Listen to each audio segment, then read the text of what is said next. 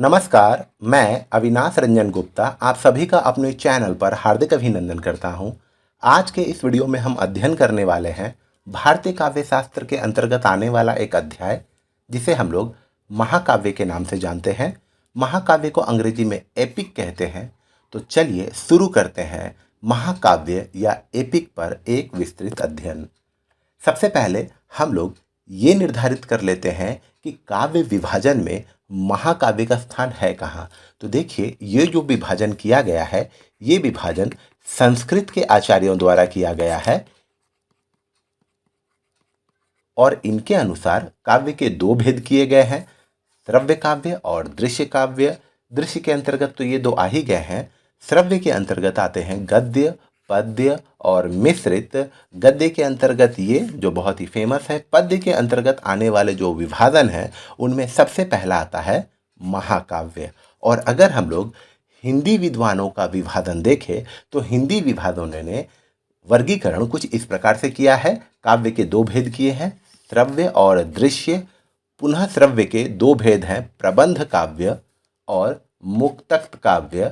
और प्रबंध काव्य के अंतर्गत आता है महाकाव्य। तो आप दोनों विभाजन में से कौन सा विभाजन ऑप्ट कर रहे हैं, ये आपके ऊपर है।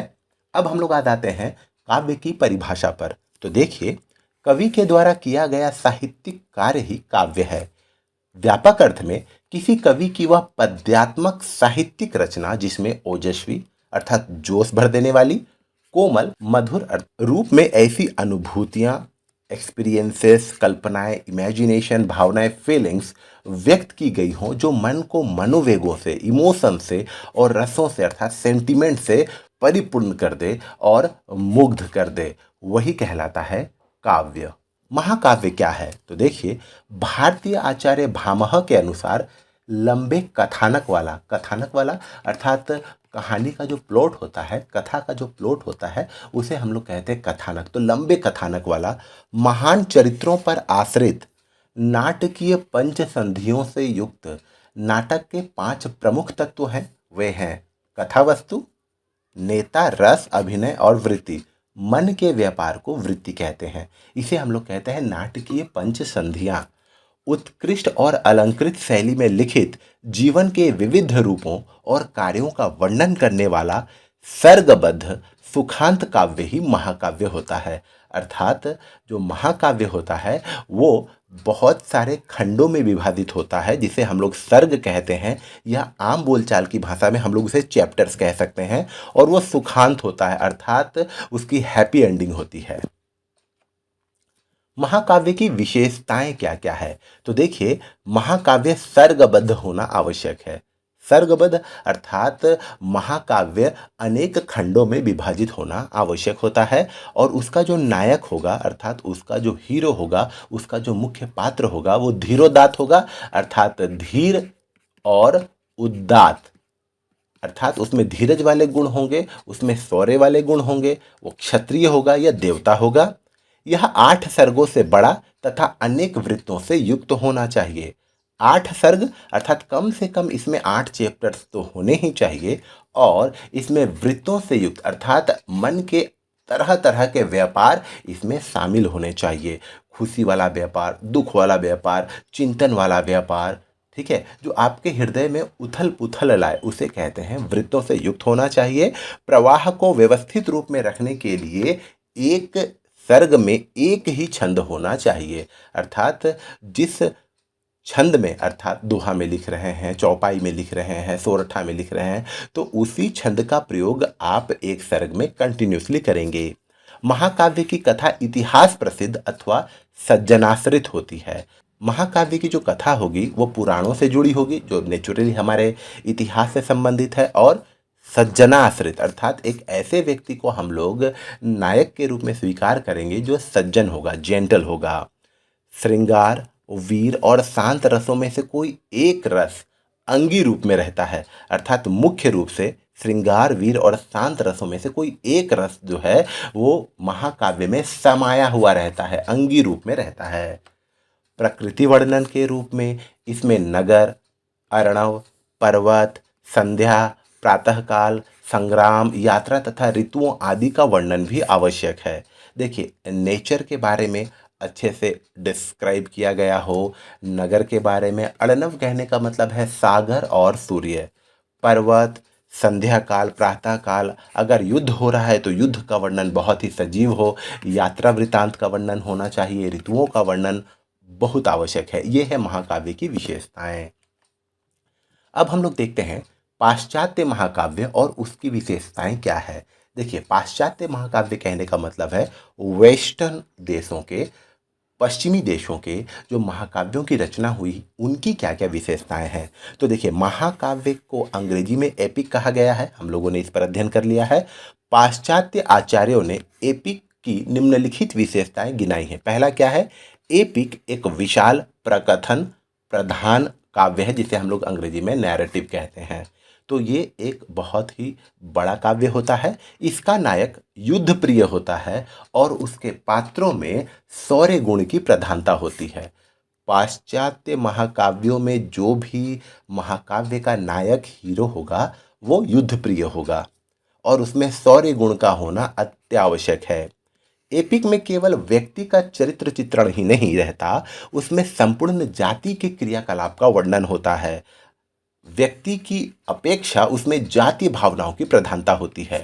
अर्थात नायक तो होता है, लेकिन नायक केवल अपने आप के बारे में नहीं, बल्कि अपनी पूरी जाति, अपनी पूरी समुदाय के बारे में लोगों को अपने माध्यम से बताता है और इसमें जातीय या समुदाय की भावनाएं भी जुड़ी हुई होती हैं। एपिक का विषय परंपरा से प्रतिष्ठित और लोकप्रिय होता है। अर्थात एपिक का जो विषय होगा वो पारंपरिक होता है और लोकप्रिय होता है। संपूर्ण कथा सूत्र नायक से बंधा रहता है। अर्थात उस एपिक में या महाकाव्य में जितनी भी गतिविधियां होंगी, प्रत्यक्ष या परोक्ष रूप से उसके सूत्र नायक से ही जुड़े हुए होंगे। एपिक की शैली विशिष्ट शालीनता और उच्चता से युक्त होती है और उसमें एक ही छंद का प्रयोग होता है।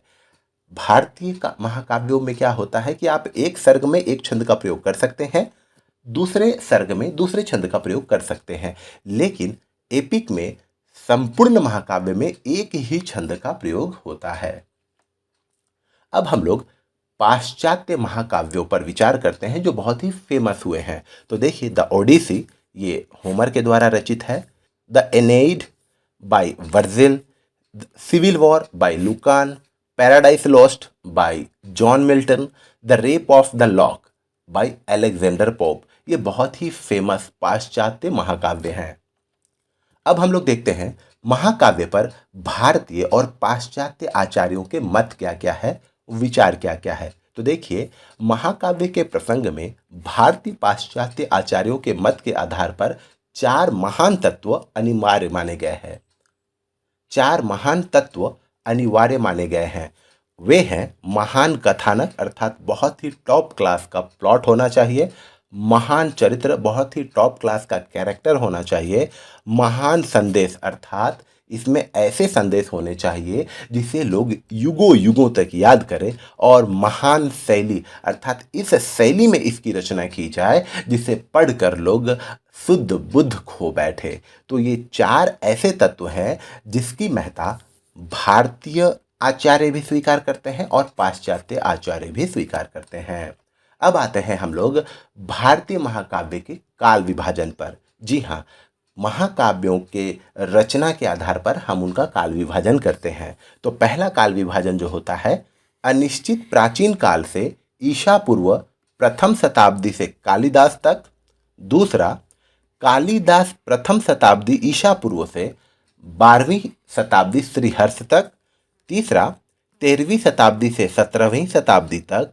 और चौथा और अंतिम 18वीं शताब्दी से वर्तमान समय तक। तो ये थे भारतीय महाकाव्य का काल विभाजन। अब हम लोग आते हैं संस्कृत के कुछ महाकाव्यों पर। तो देखिए, आपको मैं बता दूं, सबसे लोकप्रिय महाकाव्य जो है वो है रामायण, और विश्व का सबसे बड़ा, सबसे अधिक सर्गों से युक्त अगर कोई महाकाव्य है तो वो है महाभारत। आपको बता दूं, महाभारत का एक और नाम है जिसे हम लोग जय संहिता के नाम से जानते हैं, और ये पूरे विश्व का सबसे बड़ा महाकाव्य है। उसके बाद कालिदास द्वारा रचित रघुवंश, कुमार संभव ये भी बड़े बड़े महाकाव्य हैं। उसके बाद अश्वघोष द्वारा रचित बुद्धचरितम और सौंदरानंद ये भी महाकाव्य हैं संस्कृत के। अब हम लोग आ जाते हैं हिंदी के महाकाव्यों पर। तो देखिए, हिंदी का प्रथम महाकाव्य चंदबरदाई कृत पृथ्वीराज रासो को हिंदी का प्रथम महाकाव्य कहा जाता है। इसके बाद मलिक मुहम्मद जैसी की पद्मावत, तुलसीदास की रामचरितमानस, आचार्य केशवदास की रामचंद्रिका, मैथिली शरण गुप्त की साकेत, अयोध्या सिंह उपाध्याय हरिऔध की प्रिय प्रवास, द्वारका प्रसाद मिश्र की कृष्णायन और जयशंकर प्रसाद की कामायनी ये हिंदी साहित्य जगत के कुछ प्रसिद्ध महाकाव्य हैं। तो इस तरीके से हम लोगों ने महाकाव्य के विविध पक्षों पर विचार किया। उम्मीद करता हूँ आपको मेरा ये वीडियो जरूर अच्छा और इन्फॉर्मेटिव लगा होगा। हम पुनः मिलेंगे किसी अगले वीडियो में, तब तक के लिए धन्यवाद।